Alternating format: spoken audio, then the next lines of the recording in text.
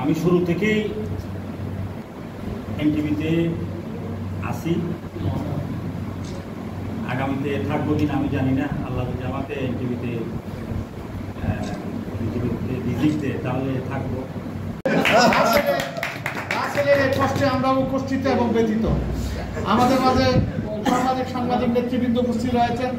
বিজয় TV আমাদের Shah লম্বাই, C নিউজের প্রধান নির্বাহী শাহেদ মিজান, কক্সবাজারের চিফ রিপোর্টার আমাদের এম বেদারুল আলম, সাংবাদিক সংস্থা কক্সবাজারের সভাপতি নুরুল আমিন হালালি ভাই, 80-র দশকের ডিস্ট্রিক্ট টিমের ফুটবলার এবং পুলিশ টিমের ফুটবলার, বিশিষ্ট ক্রীড়া ব্যক্তিত্ব সাংবাদিক জনাব জিয়াউল ভাই, আমাদের অনলাইন পোর্টাল। তবে আমাদের দুবাই এবং অনেকে আমাদের বলেছেন এনটিভি যে ধারাবাহিকতা সুন্দর উপস্থাপনা করে রেখেছে। এনটিভি শুধু সংবাদে নয়, এনটিভি এই প্রোগ্রাম নাটকেও অনেক নাটক।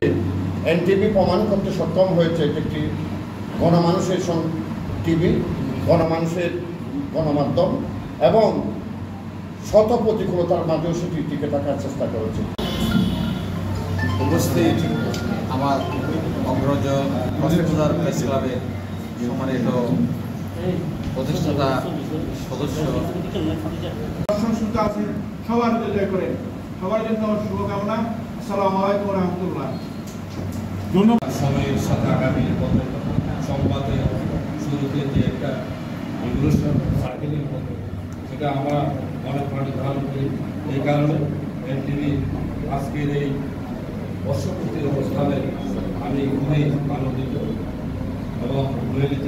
আমাকে আমার জনাব ইকরাম চৌধুরী টিপু, আমি বলবো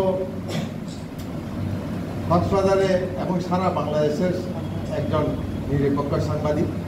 ওনার বলতে গেলে শত্রু নাই, সবাই বন্ধু। ঠিক এনটিভিও তাই। এনটিভির যেভাবে বিভিন্ন অনুষ্ঠান প্রচারের মাধ্যমে জনগণের মনে আয়োজন করছে। এই অনুষ্ঠানের মধ্যে আমি কোনটা বাদ দিয়ে কোনটা বলবো, সাংবাদিক ফুল রাখি সাংবাদিক।